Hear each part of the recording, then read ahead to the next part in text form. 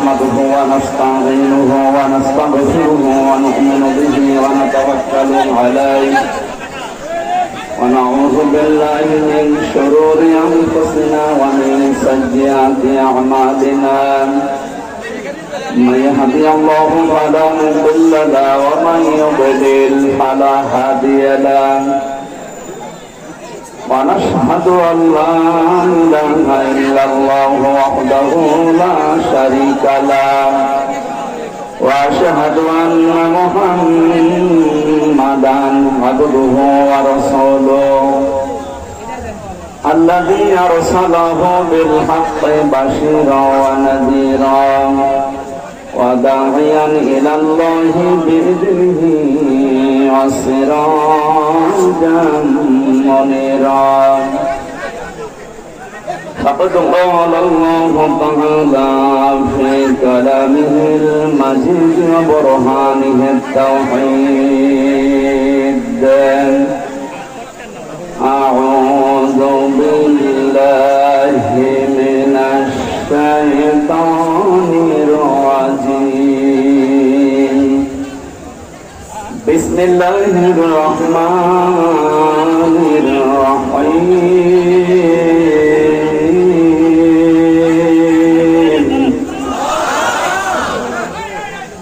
وعباد الرحمن الذين يمشون على الأرض هونا وإذا خاطبهم الجاهلون قالوا سلاما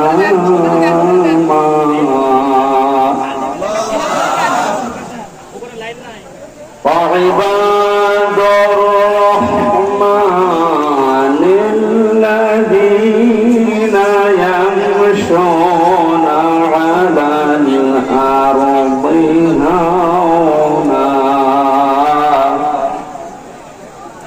هونا وإذا خاطبهم الجاهلون قالوا سلاما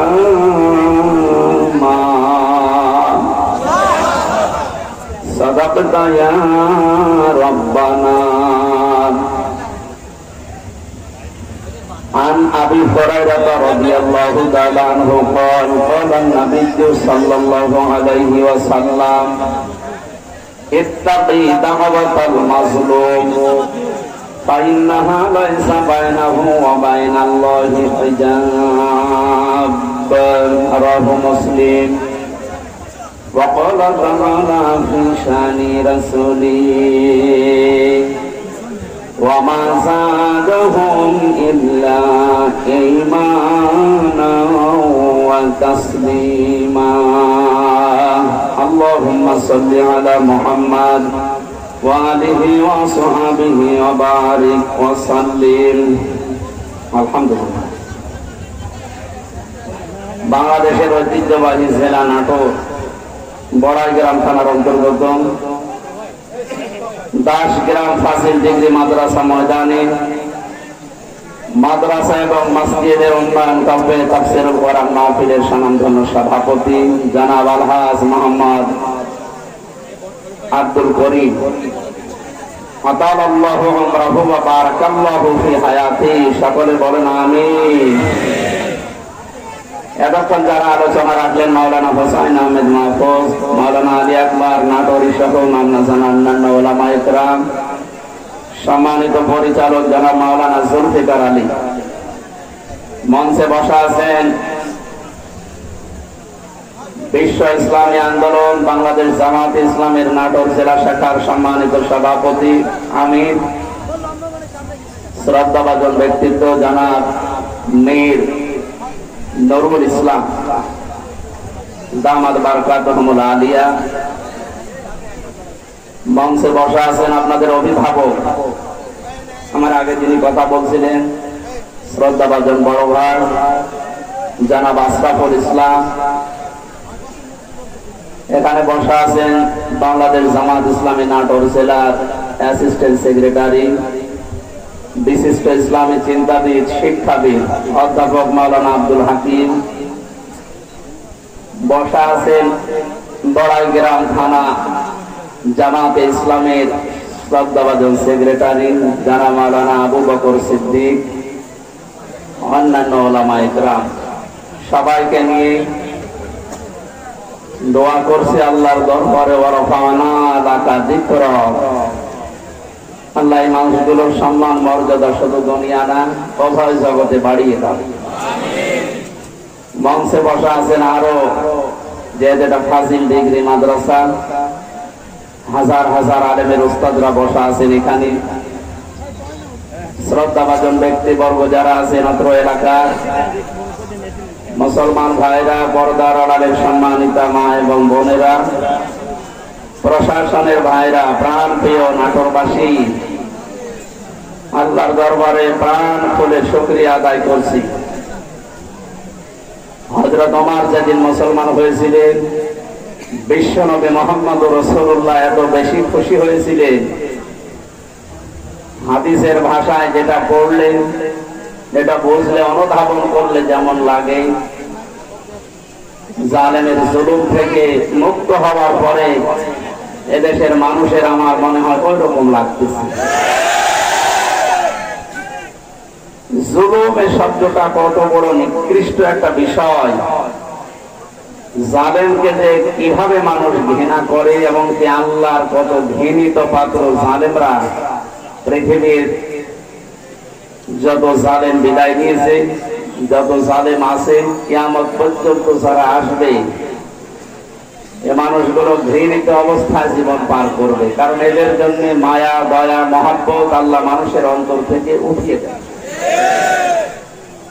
কোরআনে কারীম জানিয়েছে, ইন্নাল্লাযীনা আমানু ওয়া আমিলুস সালিহাত সায়াজআলু লাহুমুর রাহমানু ওয়ুদ্দা।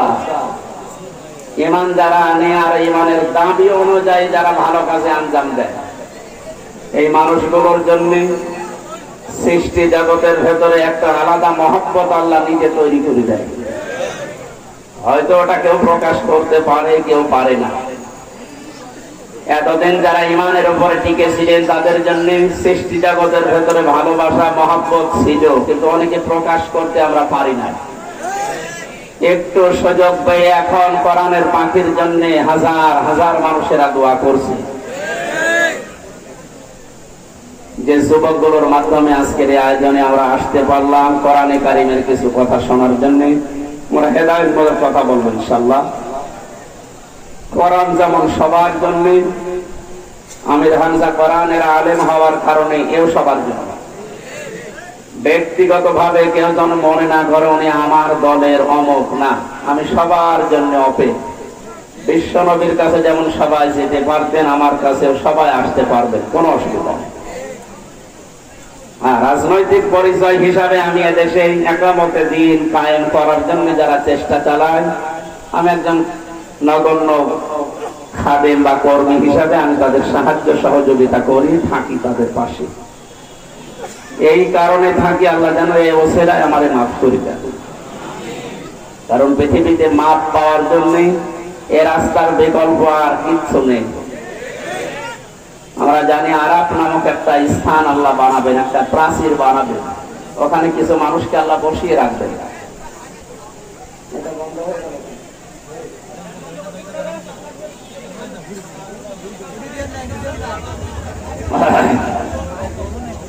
কিছু মানুষ ওখানে থাকবে যারা জান্নাতেও যাবে না, জাহান্নামেও যাবে না। সাহাবী প্রশ্ন করলেন, হে নবী, এরা জান্নাতে যাবে না কেন? নবীজি ওই সময় জানিয়েছিলেন এরা মা বাবার সাথে খারাপ আচরণ করত, এই কারণে জান্নাত যাবে না।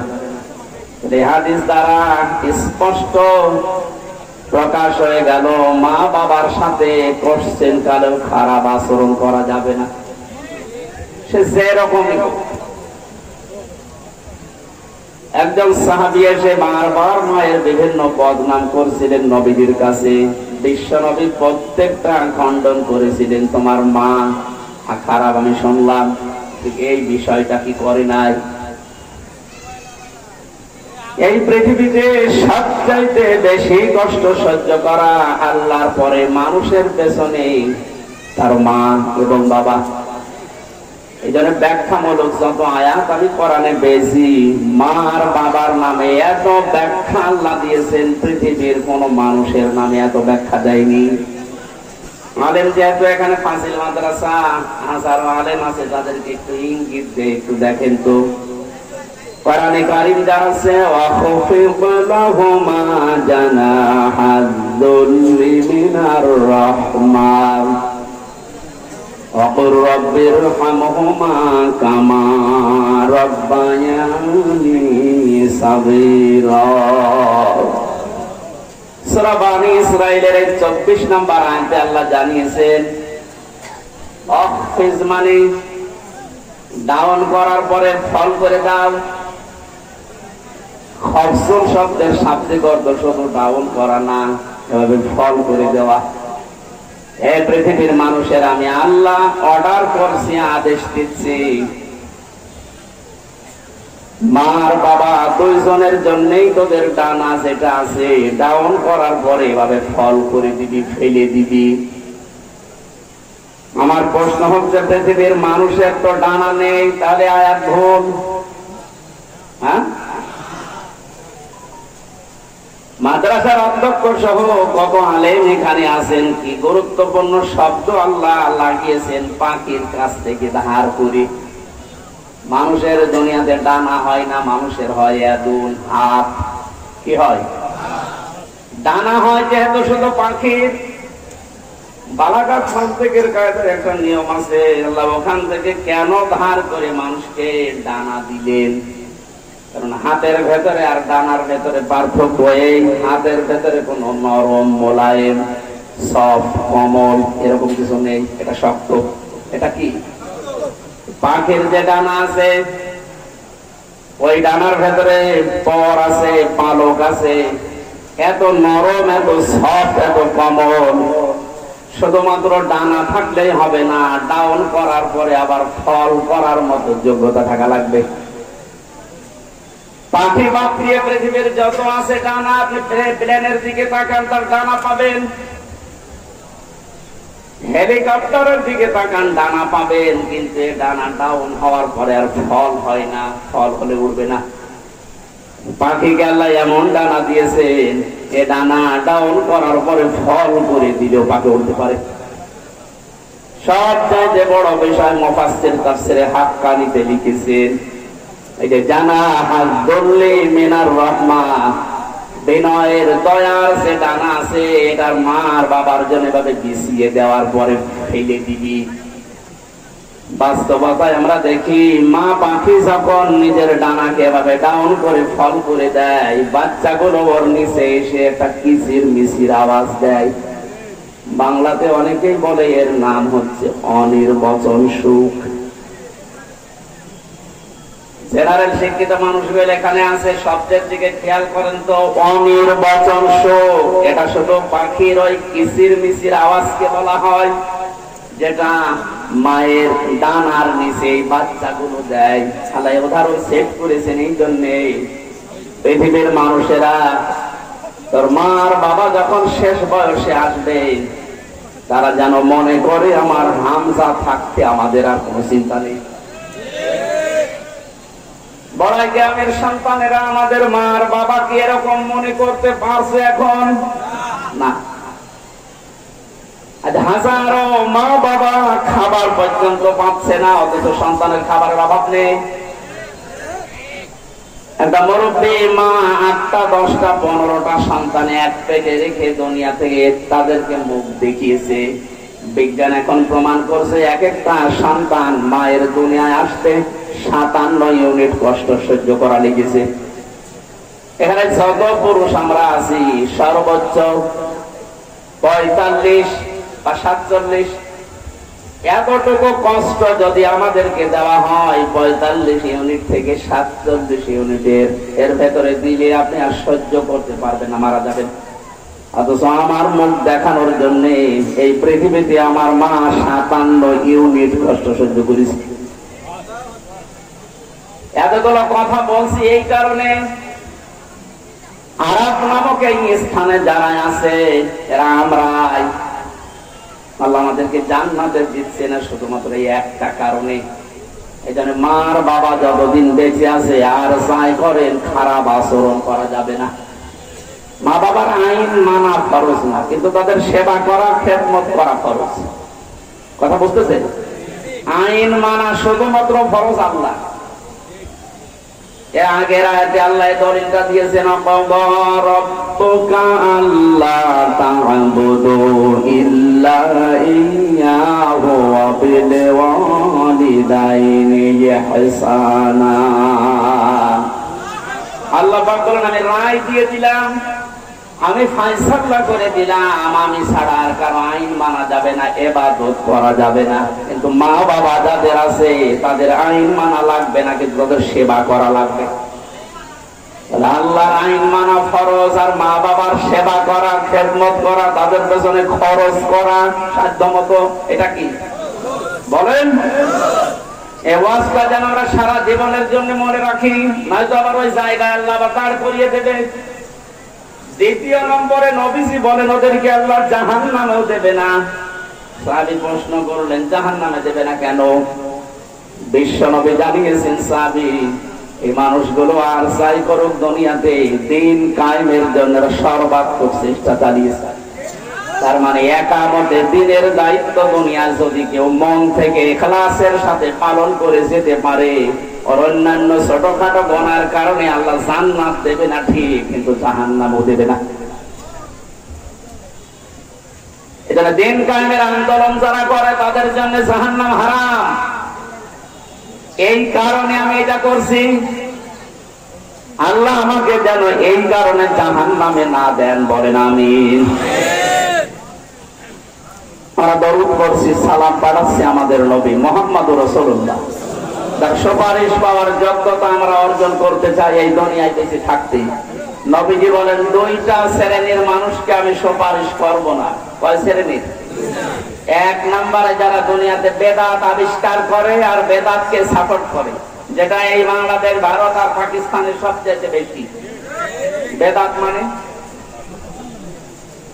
ইসলামে যেটা নেই নতুন করে আবিষ্কার করে ওইটা ইসলাম বলে চালিয়ে দেওয়া, এর নাম বেদাত। আর এটা সবচাইতে বেশি হয় বাংলাদেশ আর ভারতে। কথা বলছে না? যেহেতু সুপারিশের অযোগ্য হয়ে পড়বো, এই কারণে সতর্ক করছি, আমরা যেন দুনিয়াতে বেদাত না করি। ইসলামের মধ্যে নতুন কিছু আবিষ্কার করলে ওইটা বেদাত হবে, আর ইসলামের জন্য নতুন কিছু করলে ওইটা বেদাত হবে না। এখানে যে মসজিদ বানিয়েছে, কোনটা মসজিদ? এই মসজিদ যখন বানিয়েছিল সে 70-80 বছর আগে, মনে করেন এই কি এই মসজিদ এরকম ছিল? খড় কোটা দিয়ে, টিন দিয়ে বানিয়েছিল, মাটি দিয়ে। দিন তত যাচ্ছে, এখন বিউটিফাই হচ্ছে, এসি লাগিয়েছে, টাইলস লাগিয়েছে, ফ্যান লাগিয়েছে, আরো কত রং বেরং করছে, বিউটিফাই করছে। এটা ওই সময় ছিল না। দিন যত যাচ্ছে, এটা ইসলামের মধ্যে না, ইসলামের জন্য, এটা ইবাদতের জন্য বিউটিফাই করছে, এইটা বেদাত না। কথা বুঝতেছে? ইবাদতের মধ্যে যদি আপনি কিছু তৈরি করেন, জিকির করা ইবাদত। জিকির করা কি? জিকির যদি ইবাদত হয়ে থাকে, এর আলাদা শব্দ আছে, আলাদা নিয়ম আছে, কিভাবে কখন করবেন সেইটাও বলা আছে কোরআন আর হাদিসে। এইটা বাদ দিয়ে নতুন করে যদি কেউ জিকির আবিষ্কার করে, যেমন আমার তাহেরি ভাই করেছিল, আন্দাজের জিকির বানিয়ে, কে আলী বাবা, শাহ আলী বাবা, সে কত বাবার নামে জিকির বানায়। এইগুলো ইসলামের মধ্যে নতুন করে যেহেতু একটা দিয়ে আপনি ওইটাও ইসলাম বলে চালিয়ে দিচ্ছেন, এটা বেদাত। এই জন্য এই ভাইয়ের অনুসারী যারা আছেন, আপনারা বেদাতে আছেন, আর বেদাত করলে আপনি নবীর সুপারিশ থেকে বঞ্চিত হয়ে যাবেন। আপনাকে আমি সতর্ক করলাম, আপনি যেন এরকম ভুল পথে পা দেবেন না। 2 নম্বরে, জালেমের জুলুম দেখার পরও যারা জালেমের তোষামদি করে, এই মানুষগুলো আল্লাহর নবীর সুপারিশ থেকে চির বঞ্চিত হয়ে যায়, যেটা এই 5 তারিখের আগে সবচেয়ে বেশি ছিল বাংলাদেশে। জালেমের জুলুম দেখার পরও আপনি তোষামদি করতেন, তার গুণগান করতেন, তার পক্ষে সাপোর্ট দিতেন। আপনি যদি জেনে শুনে এই ভুল কাজটা করে থাকেন, এখন তওবা করেন, জীবনের মতো ফিরে আসেন, নয়তো আপনার জন্য নবীর সুপারিশ হারাম, আপনি সুপারিশ পাবেন না। এইটা বলার দরকার ছিল কি? আপনাকে আমি সতর্ক করছি, না বললে তো আমিও কিয়ামতে ধরা খাবো। আপনি তো এই কাজ করার কারণে, আর আমি এই সতর্ক না করার কারণে।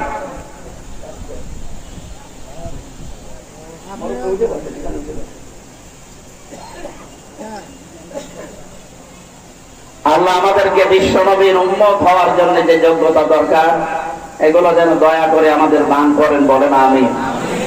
আমরা কোরআনে কারীমের সূরা ফুরকান 63 নম্বর আয়াতটা পড়েছি।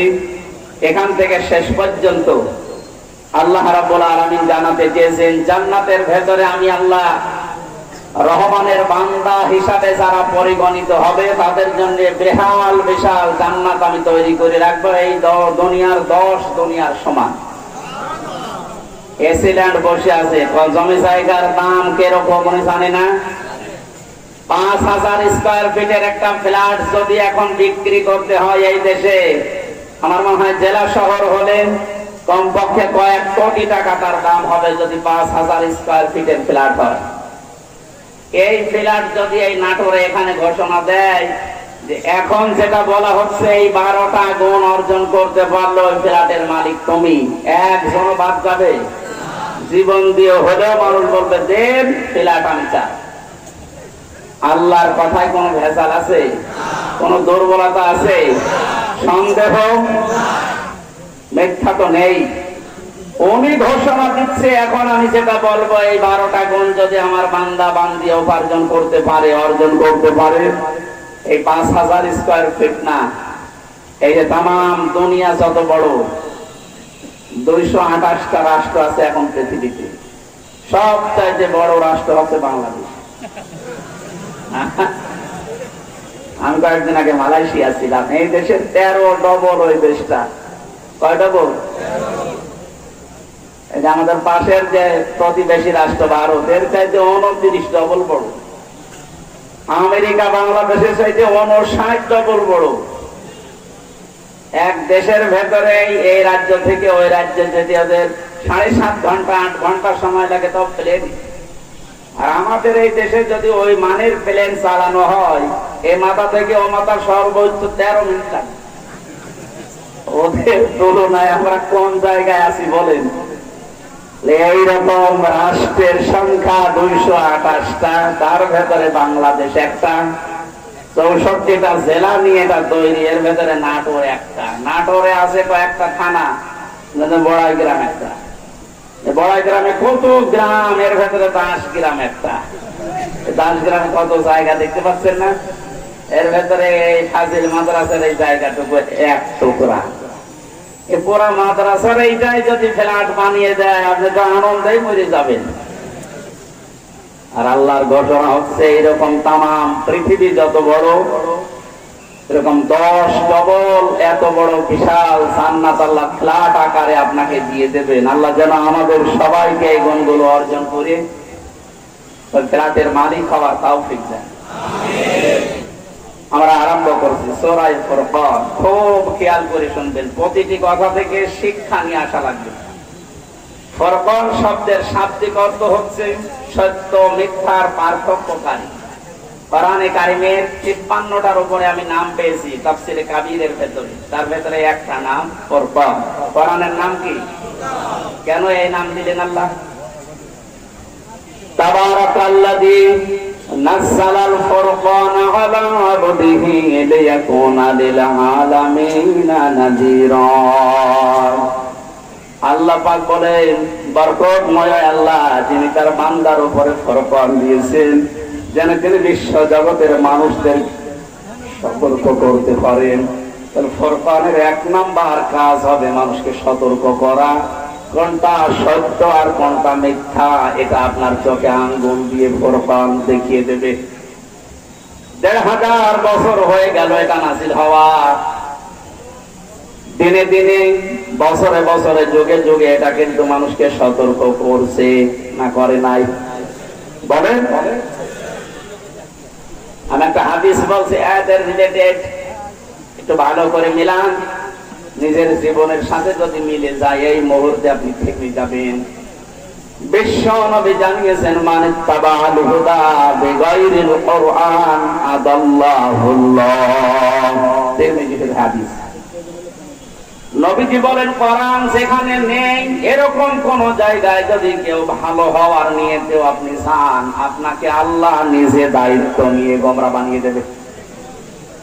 শব্দটা আদাল্লাহ ভাবি ফাল, যদি দল্লা শব্দ আসতো, দল্লা ইয়াদুল্লু ভাবি সোলাসি মুজাররদ থেকে বাংলা অর্থ আসতো আপনি নিজেই নিজেকে খারাপ বানিয়ে ফেলেছেন। বাবে ইফাল থেকে আসার কারণে বাংলা অর্থ দাঁড়িয়েছে। আপনার হয়তো নিয়ত ভালো ছিল, কিন্তু কোরআন ছিল না, কোরআনের কর্মসূচি ছিল না। ওই রকম জায়গায় জেনে বুঝে গিয়ে আপনাকে আল্লাহ নিজে গোমরা বানিয়ে দেবে। এই জন্য যেখানে কোরআন নেই ওখানে ভালো হওয়ার নিয়তেও গেল আপনাকে খারাপ বানাবে কে বলেন? এটার বাস্তব প্রমাণ আজ মাজার গুলো। এদেশে যত মাজারের ব্যবসা চলছে আপনি একটা দেখান যেখানে কোরআন পাওয়া যায়, কোরআনের নিয়ম নীতি চলে। এমনকি সব চাইতে বড় মাজার আমরা মনে করি কুষ্টিয়ার লালন শাহ মাজার। কোরআন আছে, কোরআনের নিয়ম নীতি আছে, ওখানে খালি গাঁজা পাওয়া যায়। সাররা পুলিশ পাঠায় যে পাহারা দিয়ে ভালো করে যেন গাঁজা খেতে পারে। এখন আস্তে আস্তে বন্ধ হচ্ছে। এই যে হাজারো মানুষ এখানে আসে বিভিন্ন জেলা থেকে, বিশেষ করে রংপুর বিভাগের মানুষেরা বেশি আসে। এরা বউ ছেলে মেয়ে বেটার বউ সব নিয়ে চলে আসে। আল্লাহর ওলি আছে, ওখানে কোরআনের নিয়ম নীতি চলে। সারা বাংলাদেশ মিলিয়ে আপনি যে কয় মন গাঁজা না পাবেন ওই দরবারে তার চাইতে বেশি গাঁজা। মানে রাত 10টার পরে আপনি যাবেন খালি ধোয়া দেখবেন, অন্ধকার করে ফেলে এলাকা। ওখানকার সভাপতি ছিলেন ডিসি সাহেব। 8 থেকে 8-এর উপরে আমি শুনেছিলাম 19 সালে 8 কোটির উপরে টাকা আসে বাইরের থেকে মাজার উন্নয়ন করার জন্য। মসজিদের ছাদ হয় না, সেখানে 1-2 লাখ টাকা দেয় না। মাজার যেন উন্নয়ন হয়। মাজার নাকি খুব গরম। হ্যাঁ, কত বড় বড় বিল্ডিং বানিয়েছে, হাজারো মানুষ যে দেখবেন সেজদা দিচ্ছে। আউযুবিল্লাহি মিন যালিক। প্রকাশ্যে এই শিরক কাজগুলো ওখানে হয় কোরআনের বিরুদ্ধে যেটা। এই জন্য আমরা দেখতে পাই হাজারো মাজারে মানুষ গিয়ে ভালো হওয়ার নিয়তে যায়, কিন্তু ভালো হয় না। কোরআন না থাকার কারণে আরো খারাপ হয়। এই খারাপ বানিয়েছে তো হামজা কে? আল্লাহ। আল্লাহ নিজে দায়িত্ব নিয়ে আপনাকে গোমরা বানিয়ে দেবে। এই জন্য এই ময়দানে যারা এসেছেন আর এটা যতদূর যাচ্ছে, আমি শুধু শোনার জন্য শোনেন, বলার জন্য বলছি তা না। এখান থেকে আজকে সিদ্ধান্ত নেওয়া লাগবে। কোরআন যেখানে নেই, আমার বাবাও যদি ওই দলে থাকে আমি ওই দলে নেই।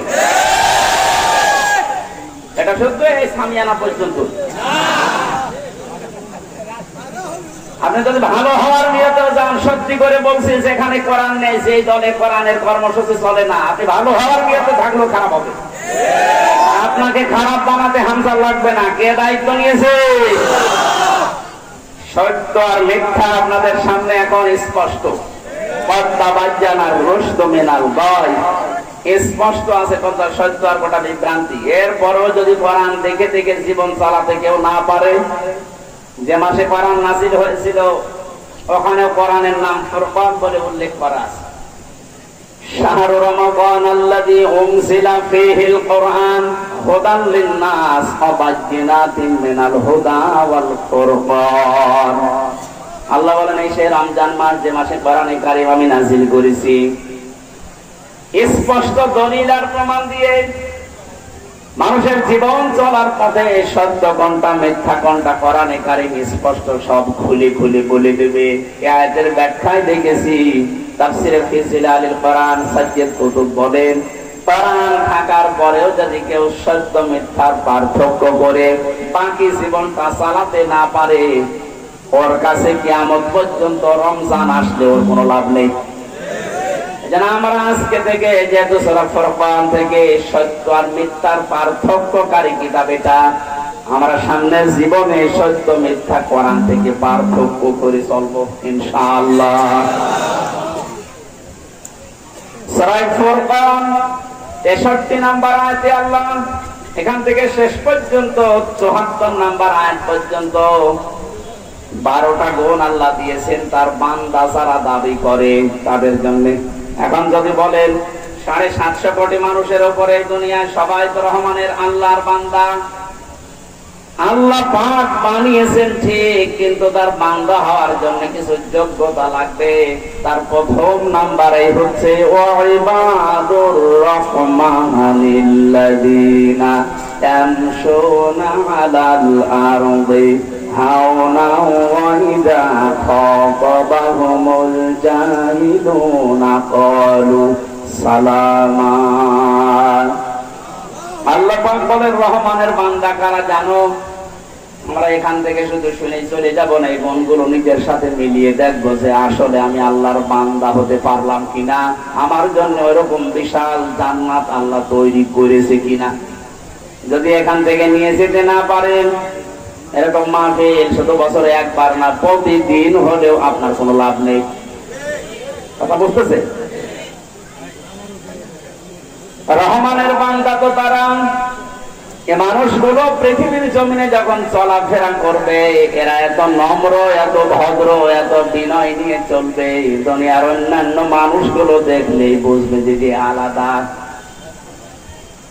পৃথিবীতে বহু নরম মানুষ, বিনম্র মানুষ, এই যে ভদ্র মানুষের সাথে আমি চলাফেরা করে দেখেছি।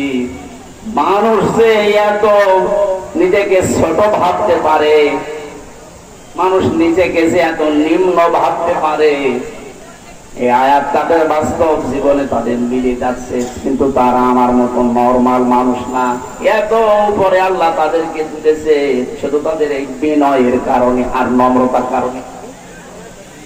তাহলে জান্নাতে আল্লাহর রহমানের বান্দারা যারা যাবে তাদের প্রথম গুণ হবে তারা নরম হবে, বিনম্র হবে, ভদ্র হবে।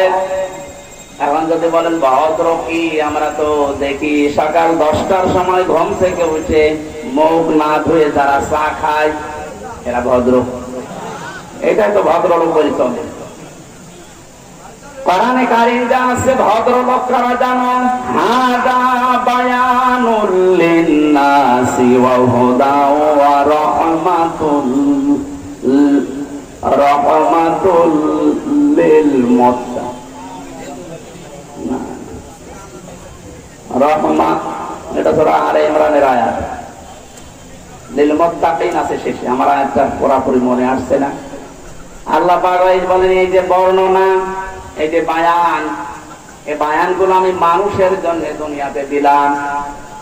এখানে লিন নাস দিয়ে আল্লাহ জিন্দা মানুষকে বুঝিয়েছেন।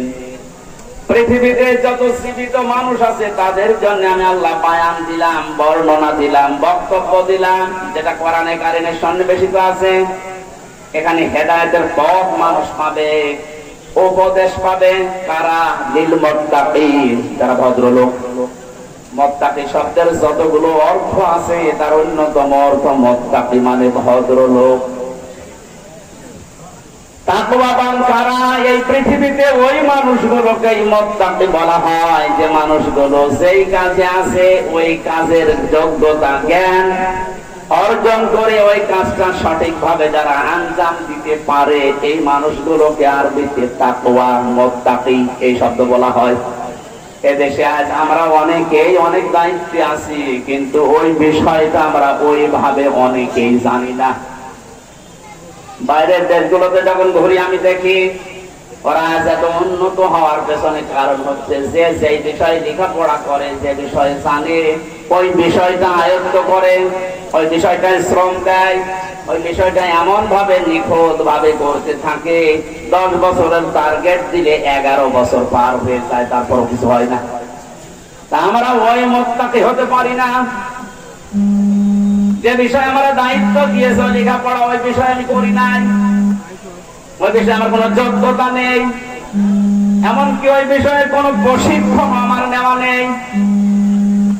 দায়িত্ব নেওয়ার পরে আমি কাজও করে দিই, 10 বছরের টার্গেট দিলে 2 বছরে নষ্ট হয়ে যায়। কথা বলেন না কেন? মুত্তাকির অভাব আছে আমাদের দেশে। আমরা মুত্তাকি হতে চাই, ভদ্রলোক হতে চাই আল্লাহর ভাষায়। মুত্তাকির সংজ্ঞা হচ্ছে আল্লাহর নিষিদ্ধ কাজগুলো যখন মানুষ ঘৃণা করে ছেড়ে দেবে। আল্লাহর নিষিদ্ধ কাজ এমনিতে ছেড়ে দেওয়ার নাম তাকওয়া না, ওটা খাউফ। আর মুত্তাকি হতে হলে আল্লাহর নিষিদ্ধ কাজগুলো শুধুমাত্র ছেড়ে দেবেন তা না, ঘৃণা করে ছেড়ে দেওয়ার নাম তাকওয়া। আল্লাহ আমাদেরকে এই মুত্তাকি হওয়ার তৌফিক দিন, বলেন আমিন। তাহলে নম্র যারা জমিনে চলাফেরা করার সময় অহংকার করে না, এটা যাদের মাটিতে পা পড়তো না, অহংকারের ঠেলায় মানুষকে মানুষ মনে করতো না, এই মানুষগুলোকে আল্লাহ এত অপমানিত করেছে, আমার মনে হয় ফেরাউনও এত অপমান হয় না। এই জন্য আমরা রহমানের বান্দা যদি হতে চাই, আমাদেরকে নরম হওয়া লাগবে, বিনম্র হওয়া লাগবে। জমিনে চলাফেরা করার সময় মনে হয় যেন মাটির মানুষ। অহংকার এটা মানুষের জন্য মানায় না, এটা আমার আল্লাহর চাদর। আল্লাহ কি? আল্লাহ রাব্বুল আলামিন এটা হাদিসে কুদসিতে জানিয়েছে, অহংকার এটা আমার চাদর। কেউ যদি আমার চাদর নিয়ে টানাটানি করে, আমি আল্লাহকে আছাড় দেই। শয়তানের জীবনী পড়েছি তাফসীরে ইবনে কাসিরের ভেতরে। এমন কোন জায়গা নেই পৃথিবীতেও সেজদা দেয়নি, সব জায়গায় সেজদা দিয়ে মুআল্লিমুল মালায়েকা ফেরেশতাদের পর্যন্ত উস্তাদ হয়ে গিয়েছিল। তোকে ধ্বংস করার পেছনে যতগুলো কারণ, তার 1 নম্বরে ছিল অহংকারী। আল্লাহ রাব্বুল আলামিনের আদেশ তো মানে নাই, অহংকার করেছে। অহংকার করার পরেও যদি ও নরম হয়ে যেত, যে আল্লাহ আমার ভুল হয়ে গেছে, আমার মাফ করে দেন, আল্লাহ মাফ করে দিত। আর্গুমেন্ট পেশ করেছে আর আল্লাহর কাছে। এই পৃথিবীর ময়দানে অনেক মানুষ আছে যারা অন্যায় করার পরে নিজে তো স্বীকার করে না, আর উল্টা কাজ করে, উল্টা বোঝে, ওর বৃদ্ধি আরো বাড়ে। তখন আল্লাহ ওকে হেদায়েত থেকে বঞ্চিত করে দেয়। ভালো করে বোঝে, অন্যায় করার পরে হযরত আদম আলাইহিস সালাম কিন্তু ভুল করেছিলেন। ভুল করার পরে তিনি নরমাল হয়েছেন, নরম হয়ে গেছেন, বলেছিলেন রব্বানা যালামনা আনফুসানা ওয়া ইল্লাম তাগফির লানা ওয়া তারহামনা লানাকুনান্না মিনাল খাসিরিন। ইয়া আল্লাহ, আমার নফসের উপরে আমি জুলুম করে ফেলেছি, তুমি যদি আমারে ক্ষমা না করো, আমার আর উপায় নেই, আমি ক্ষতিগ্রস্ত হয়ে যাব। হযরত আদম অনুশোচনা করেছিলেন মন থেকে, চোখের পানি ফেলে দিয়ে অনুশোচনা করে জীবনের মতো ফিরে আসলাম। এই সিদ্ধান্ত যদি কেউ নিতে পারে, আল্লাহ তাকে আদম নবীর মতো মাফ করে দেবে।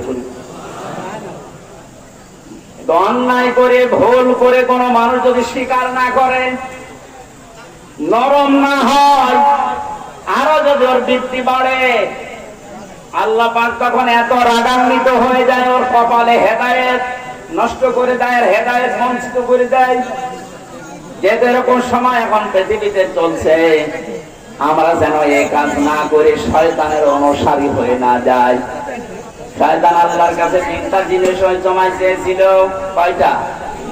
কিয়ামত পর্যন্ত যারা শয়তান মার্কা মানুষ আসবে এই দুনিয়ায়, তারা ওই 3টা জিনিস চাইবে। সূরা আরাফের ভেতরে আছে। এখন দেখেন তো আপনি ওই 3টা চান কিনা।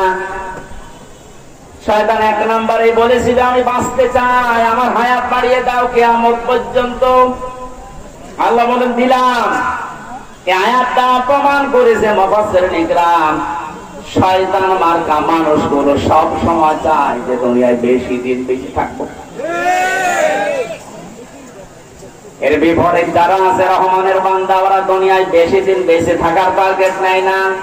ওরা টার্গেট নাই কি করে মাপ নিয়ে দুনিয়া থেকে বিদায় নেওয়া যায়। কারণ মানুষটা জানে যে আমার আসল জীবন হচ্ছে চোখ বন্ধ হওয়ার পর।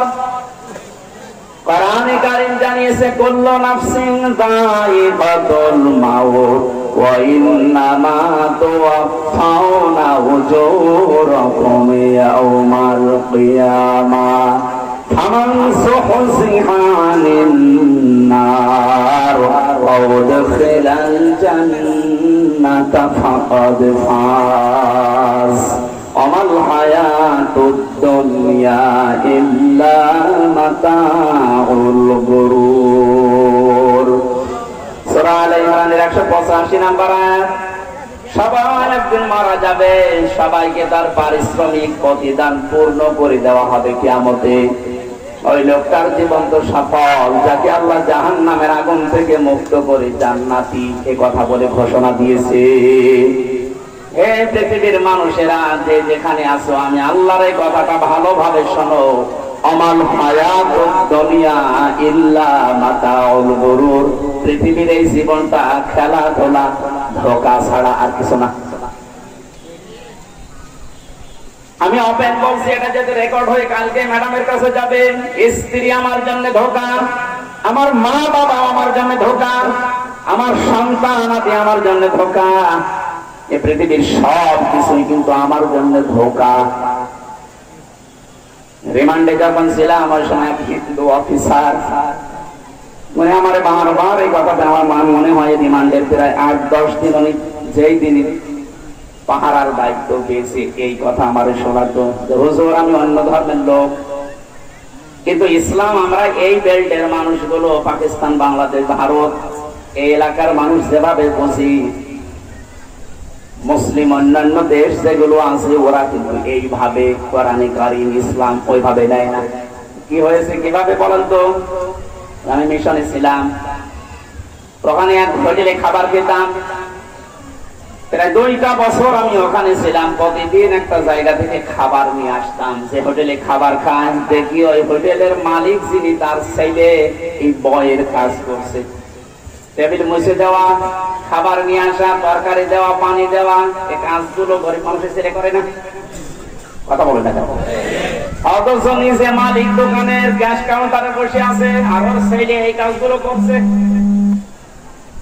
এতদিন জানতাম না, জানার পরে একদিন ওনারে বললাম যে আপনি কি করেন? এত টাকার মালিক আপনি, এত বড় জায়গায় একটা হোটেল দিয়ে প্রতিদিন হাজার হাজার লক্ষ টাকা আপনার ইনকাম, আর আপনার নিজের আপন ছেলেকে আপনি বয় বানিয়েছেন, হোটেল বয়। উনি ওনার ভাষা দিয়ে জিজ্ঞাসা করছেন যে আপনার বাড়ি কোথায়? বলে যে ডোমেন বাংলাদেশ, বা আমি বাংলাদেশ থেকে এসেছি, ইংরেজি দিয়ে। শেষ পর্যায়ে ওনারে বলছে, দেখেন আপনাদের ওই বেল্টের মানুষগুলো কোরআনে কারীমকে, হাদিসকে যেভাবে বোঝে আর মানে, আমরা কিন্তু কোরআনকে ওইভাবে মানতে চাই না। আমার মানার নিয়মটা কি? অনেক আয়াত শুনিয়েছিলেন সূরা তাকাবুনের 14, 15, 16 এই আয়াতগুলো। হিন্দু হলেও বেটার অনেক আয়াত মুখস্থ আছে। আমি দেখেছিলাম ওই রাতের বেলা যখন পাহারায় আসতো, সারা রাত পাহারা দিত, বহু আয়াত। আমি তো হাফেজ মানুষ, তারপরও ওইরকম আয়াত আমার স্মরণ থাকে। ও মানে একেবারে 100-150 আয়াতের মুখস্থ আছে। তো প্রত্যেকটি সাবজেক্ট আকারে রাজবাড়িতে পারে। কিন্তু কি কোন আয়াত পড়েছে বলেন তো? সূরা তাকাবুনের আয়াতটা আমাকে উনি শোনালেন, ইয়া আইয়ুহাল্লাযীনা আমানু ইন্না মিন আজওয়াজিকুম ওয়া আওলাদিকুম আদুওয়াল লাকুম ফাহযারুহুম ইলা আখির আয়াত। ওহে যারা ঈমানের দাবি করো, তোমাদের সন্তান, তোমাদের স্ত্রী, এগুলো কিন্তু তোমাদের জন্য মাঝে মাঝে শত্রু হয়ে দাঁড়াবে। ফাহযারুহুম, অতএব তাদের ব্যাপারে সতর্ক থাকবা। উনি বলছে, ভাই আমার বাড়ি বাংলাদেশ, এই যে সন্তানটা, এটা আমি জন্ম দিয়েছি, আমার 4টা দায়িত্ব ছিল এর উপরে। 1 নম্বরের একটা সুন্দর নাম রাখা আমি রেখেছি। 2 নম্বরে একে দ্বীনের শিক্ষা দেওয়া, ইসলাম মানতে গিয়ে যতটুকু লাগে আমি ওকে পড়িয়েছি। এরপরও আর পড়াশোনা করে না, এই জন্য আমি কাজে লাগিয়েছি। 3 নম্বরে ওকে একটা সৎ পাত্রী দেখে বিবাহের বন্দোবস্ত করা, এটাও আমি করেছি। 4 নম্বর একটা হালাল কর্মজীবন তৈরি করে দেওয়া দরকার, ওইটাও আমি করে দিয়েছি। আমার যতটুকু আয়ত্ত ছিল তার ভেতরে আমি এই হালাল কর্মজীবনে লাগিয়েছি। এর চাইতে বাইরে যদি আমি কিছু করতে চাই, তখন আবার আমার উল্টা পথে হাঁটা লাগবে। ওর জন্য তো আমি আমার আখেরাত নষ্ট করতে পারি না। ওর সাথে সম্পর্ক আমার শুধু এতটুকুই, এই যে 4টা কথা আমি হাদিস থেকে রাসূলের কাছ থেকে পেয়েছি, 4টায় আমি আঞ্জাম দিয়েছি। এখন ও যা করবে ওর হিসাব। তা আমরা ওইভাবে আয়াতগুলো নিতে পারি নাই। আমরা মনে করি ছেলেকে মেয়েকে ওকে আরামে থাকার জন্য, সুখে শান্তিতে দেওয়ার জন্য সিয়ার বৈধ হোক আর অবৈধ হোক ওখানে ওদের দেওয়াই লাগবে। ওই জায়গায় দিতে গিয়ে শেষে বাম হাতের কামাই করা লাগে, উল্টা পাল্টা রাস্তায় টাকা দিয়ে ওখানে বসানো লাগে। ভেতর যোগ্যতা ছিল না, ওই জায়গায় বসে তখন এটার অপব্যবহার করে। তারা কিভাবে বুঝেছিল স্ত্রীকে সন্তানকে আল্লাহ যে মাতাউল গুরুর দিয়েছেন এটা খেলা করার জন্য না।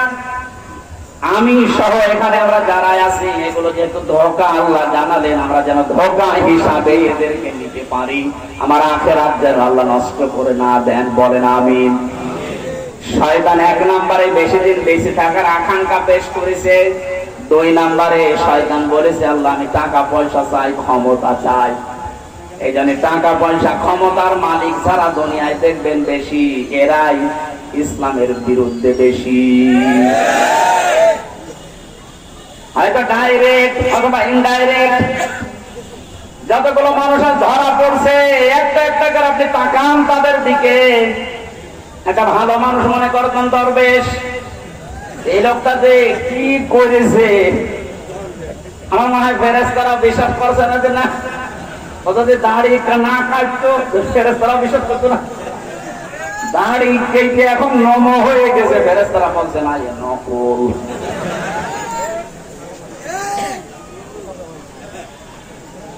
আর বাকি গুলোর তো এখন বলা যাচ্ছে কত অবস্থা নিচে নামিয়েছে মানুষের চরিত্রকে এই ক্ষমতা টাকা পয়সার জন্য।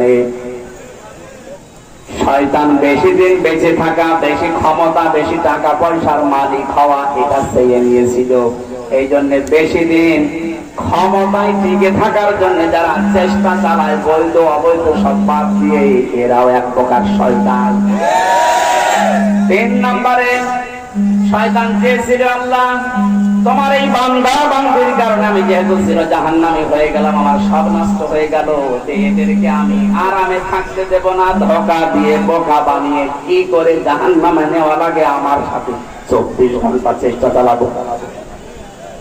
চেষ্টা চালাতে গিয়ে আমি কি সিনেমা হলের সামনে বসবো? আমি কি বেশ্যাখানার সামনে বসবো না? লাভ না, আমি বসে থাকবো অবশ্যই আলা সিরাতিকাল মুস্তাকিম, সঠিক সহজ এই পথগুলোর সামনে সামনে আমি বসে এদের ধোঁকা দিয়ে বোকা বানাবো। এই জন্য শয়তানের মিশন কিন্তু এখন শেষ হয়ে যায়নি। ওর যে 3টা কাজ ও চালিয়ে যাচ্ছে, শয়তান মার্কা মানুষ দুনিয়ায় কিয়ামত পর্যন্ত যারা আসবে এগুলো তারা চাইবে। সিস্টেম অপর পৃষ্ঠায় দেখুন আল্লাহ পাক বলেন আমার আদম ভুল করার পরে 3টা বিষয় আমি আল্লাহর কাছে বলেছিল।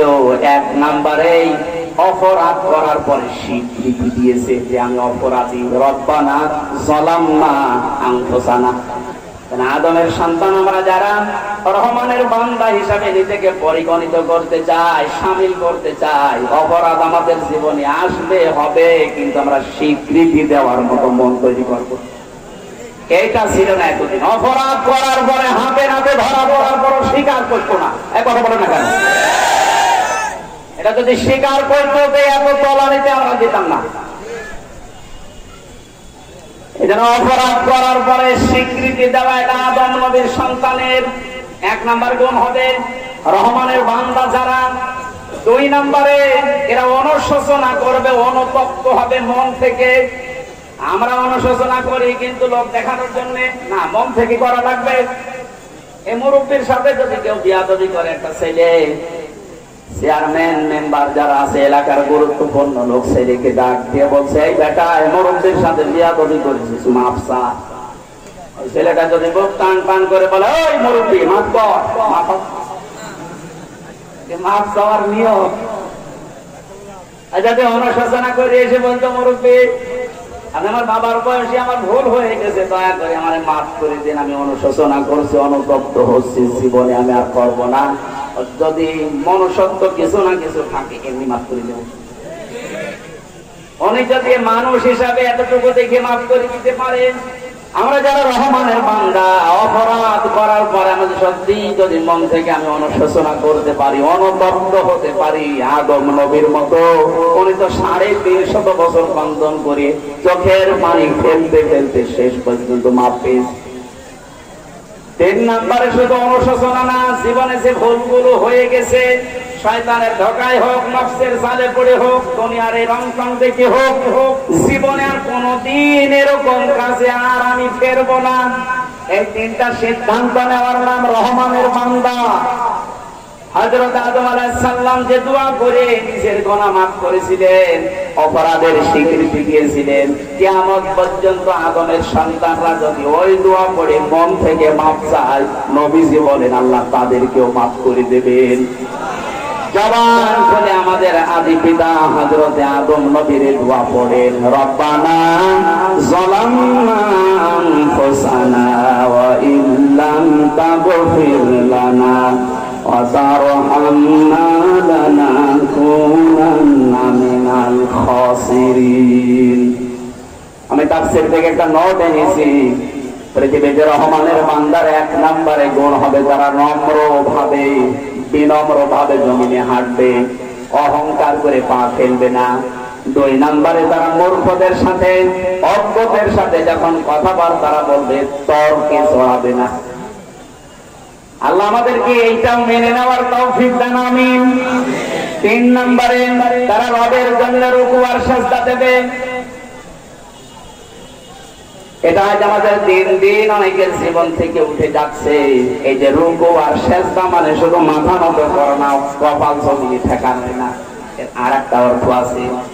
রুকু সিজদা মানে পৃথিবীতে আল্লাহর বিধান যেখানে যেটা আসবে, বুঝে আসুক বা না আসুক, মাথা নত করে মেনে নেওয়ার নাম রুকু। এটা কিন্তু আমরা অনেকে করতে পারি না, অনেকের মনের ভেতর উল্টা পাল্টা প্রশ্ন আসে। আমি নাম ধরে বলছি শিক্ষার জন্য, যে সালমান এফ রহমান উনি একটা অনুষ্ঠানে দাঁড়িয়ে বলেছিল কোরআনের ভেতরেও ভুল আছে, মেজরিটি না। এই কথা বলে তার ইমান থাকার কথা। সে যেন তাওবা করে, এখন যে একটা জায়গায় আছে যে যেন তাওবা করে, আল্লাহ যেন তাকেও মাফ করে দেন। রহমানের বান্দা দাবি করবেন আর সিজদা দেবেন না, রুকু করবেন না, আপনার মতো রহমানের বান্দা দরকার নেই, আপনার জন্য ফ্ল্যাটও রেডি হবে না। 4 নম্বরে তারা জাহান্নাম থেকে পানা চাইবে। শুধু জন্মের পর থেকে শুনছি জাহান্নাম, এটা যে কি নবীজি জানিয়েছেন, জাহান্নামের উপর থেকে একটা পাথর যদি কেউ ফেলে দেয় 70,000 বছর লাগবে নিচে যেতে। পাথরের নাম বললেন কেন? 2 তলা বিল্ডিং এর উপর থেকে 1 কেজি পাথর আর 1 কেজি তুলা যদি কেউ ফেলে দেয়, আগে পড়বে কোনটা? নবীজি পাথরের নাম কেন বললেন? পাথরই যদি পড়তে এত বছর লাগে, আমরা তো আর পাথরের চাইতে ভারী বস্তু না, আমারে ফেলে দিলে কত বছর লাগবে নিচে যেতে?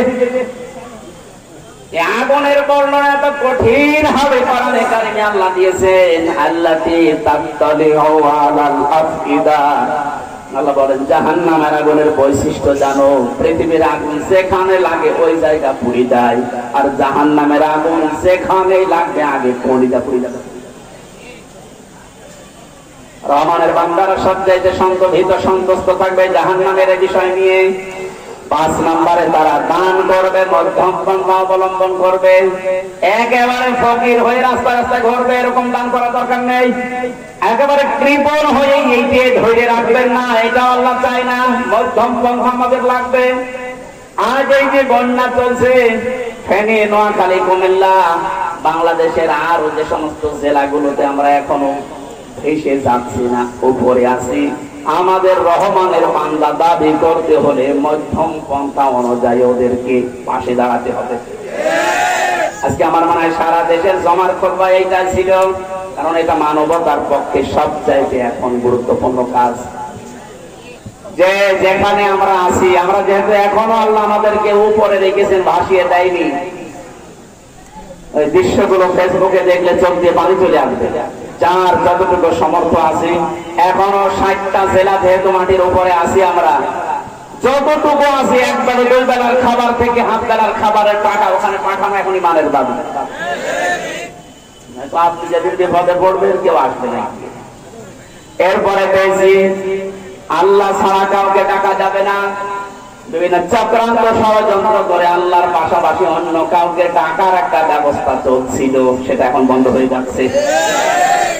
কত জায়গায় এই ব্যবস্থা তৈরি করে দিয়েছিল আল্লাহর পাশাপাশি। আমার মনে হয় আল্লাহর চিকিৎসা হতো তার চেয়ে বেশি জিকির হতো বাবার। কেন এটা করা লাগবে একজন মরা মানুষের জন্য? একটা মৃত মানুষের জন্য আমরা যা করলাম, আপনার বিবেক কি বলে যদি ন্যূনতম থাকে? যে জিকির যে আলোচনা আমরা করেছিলাম এই 15 বছর, আপনার বিবেক যদি একটু জেগে থাকে বলেন এই পরিমাণ জিকির আল্লাহর করলে আপনি আল্লাহর ওলি হয়ে যেতেন। কোন কারণে এত করা লাগবে? তার জন্য দোয়া করেন, সে মারা গেছে, তার কবরের যে বিষয়গুলো নিয়ে গেছে তার আমল আল্লাহ জানে, আমল থেকে অব্যাহতি দিয়ে তাকে মাফ করে দেয়। এইটাই তার জন্য কাজ ছিল। মরে মরে এরকম বক্ষ তৈরি করে পায়খানা প্রসাদ করছে এখন পাখিতে। এমনকি 5 তারিখের পরে দেখেছি অনেক জায়গায় ছোট ছোট বাচ্চারা যে প্রসাদ করছেন মুখের উপরে। তার সম্মান আমরা বাড়াতে পারি না, তার সম্মান আরো নষ্ট হয়েছে। যে কোটি কোটি টাকা খরচ করে এইগুলো বানিয়েছিলাম, একটাও তো এখন আপনি কেনে। আমি কালকে সাতক্ষীরা ছিলাম, আসার সময় যত জায়গায় এরকম দেখেছি, কেউ কাজ হয়ে পড়ে আছে, কেউ অর্ধনঙ্গ হয়ে পড়ে আছে, কিচ্ছু নেই, সব শেষ। এই কোটি কোটি টাকা দিয়ে যদি আমার মনে হয় এই ফারাক্কার পাশে আর একটা বাঁধ আমরা নির্মাণ করতে পারতাম, তাহলে এইভাবে এখন আমাদের দেশটা ভেসে যেত। এরপরে পেয়েছি অন্যায় ভাবে যেন কেউ কাউকে হত্যা না করে। ও রহমানের বান্দা, বাংলার মানুষেরা এই গুণটা যদি আজ অর্জন করতে পারতাম, আবু সাইদ মারা যেত না। অন্যায় ভাবে মারবে।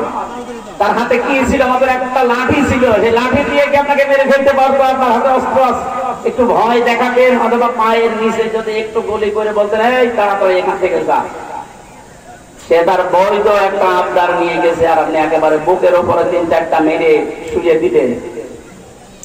হত্যা যারা করেছেন, এই যে অন্যায় ভাবে হত্যা করলে মনে করছেন এখন বিচার হবে, বিচার হওয়ার পরে আপনার যাবজ্জীবন জেল দেবে, এরপরে আপনি হয়তো 22 বছর জেল কেটে বের হয়ে আপনার মাফ হয়ে গেল না। এটা দুনিয়ার নিয়ম, কিন্তু ইসলামের নিয়ম অনুযায়ী হত্যার বদলে যতক্ষণ পর্যন্ত 2টা কাজ করা না হবে ততক্ষণ মাফ নেই।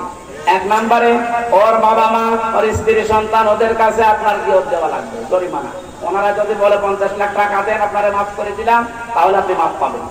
2 নম্বরে আপনাকে ওর বদলে মেরে ফেলা লাগবে, তাছাড়া কোনো উপায় নেই। আমি মার্ডার মামলার বহু আসামি দেখেছি, মাঝে মাঝে এসে আমাদের বলতো জেলখানায় যে হুজুর আমি এসেছি আমার বউ মেয়ে, এখন কি করবো? আমার তো যাবজ্জীবন ফাঁসি দিয়েছে জেল। প্রথমে ফাঁসি ছিল, এরপরে যাবজ্জীবন, এখন 22 বছর জেল খাটা লাগবে। আর ধরেন 17 বছর 18 বছর চলছে, আর 4-5 বছর পরে চলে যাবে। আমার কি মাফ হয়ে গেল সব? না, ইসলামের নিয়ম অনুযায়ী হত্যা করলে অন্যায় ভাবে 2টা নিয়ম আপনাকে মানা লাগবে। হয় তার মা বাবা, স্ত্রী সন্তান যারা আছে তাদেরকে দিয়ত দেবেন, ওরা যা চায় যে 20 লাখ টাকা দেন তার মাফ করে দেবো, এই একটা। 2 নম্বরে আপনাকে মেরে ফেলা লাগবে, তাছাড়া কোনো মাফ নেই। আর বাংলাদেশের প্রচলিত আইন অনুযায়ী আপনি এই শাস্তিটা পাচ্ছেন, আল্লাহর কাছ থেকে মুক্ত হতে হলে অবশ্যই আপনাকে ওই 2টা বিষয় মানা লাগবে। এটা অন্যায় ভাবে রহমানের বান্দা কাউকে মারবে না। কথা বলে না কেন? 8 নম্বরে তারা যারা জেনা না করে, এইটা গুরুত্বপূর্ণ। কারণ পৃথিবীতে 3টা পাপের জন্য আল্লাহ ডবল শাস্তির ব্যবস্থা রেখেছে। ইযাআতুল্লাহুমুল আযাব। কয়টা? 1 নম্বরে আল্লাহর সাথে যারা শরীক করে, 2 নম্বরে যারা অন্যায় ভাবে মানুষ হত্যা করে, আর 3 নম্বরে যারা জেনা করে। আজ কত মানুষের চরিত্র প্রকাশ পাচ্ছে, এই লোকটার দিকে তাকালে আল্লাহর কথা মনে পড়ছে।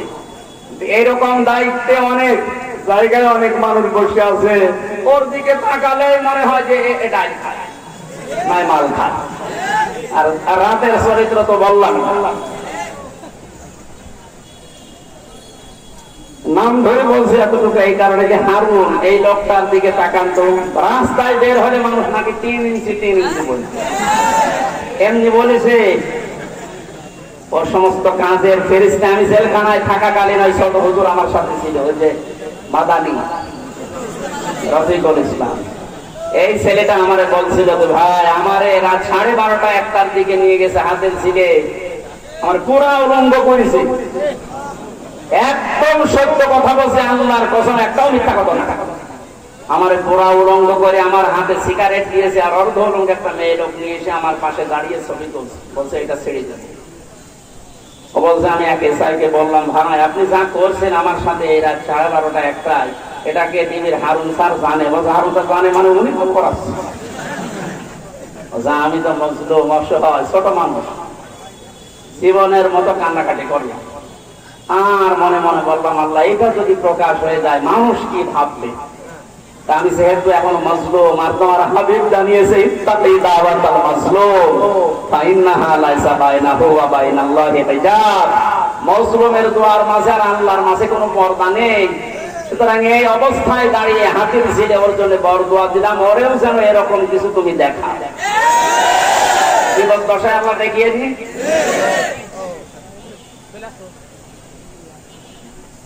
জেনা ব্যবচারের যেগুলো প্রকাশ পাচ্ছে, এইটুকু প্রকাশ পেয়ে যদি আপনার পথ চলে যায়, আপনার চেয়ার হারিয়ে যায়, আপনাকে মানুষ ঘৃণা করে।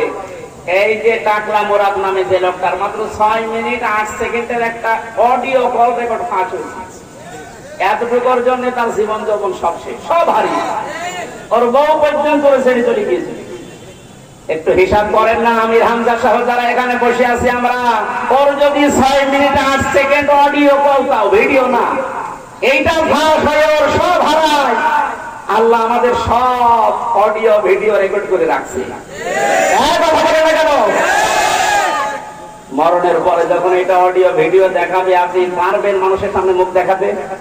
মুখ যেন দেখানো যায় এরকম জীবন গঠন করা দরকার। আমি সহ যারাই শুনলাম আজকে থেকে এরকম জীবন তৈরি করবো, যেন কিয়ামতে লক্ষ কোটি মানুষের সামনে আমার আমল নামা আমি করে শোনাতে পারি। বলেন আমিন। মিথ্যা সাক্ষ্য দেওয়া যাবে না রহমানের বান্দা হতে হলে। এদেশে তো নেই, লক্ষ লক্ষ মিথ্যা সাক্ষ্যর কারণে আজ হাজারো মানুষ এখনো জেলখানায় আছে। এরপরে পেয়েছি অনর্থক কথা, অনর্থক কাজ, এগুলো থেকে রহমানের বান্দারা দূরে থাকবে। 11 নম্বর, বোদাম বোবা বধির অন্ধের মতো আচরণ কোরআন শোনার পরে করা যাবে না, যেটা আমরা এখন করি অনেকে। 12 নম্বরে পরিবারের জন্য দোয়া করা লাগবে।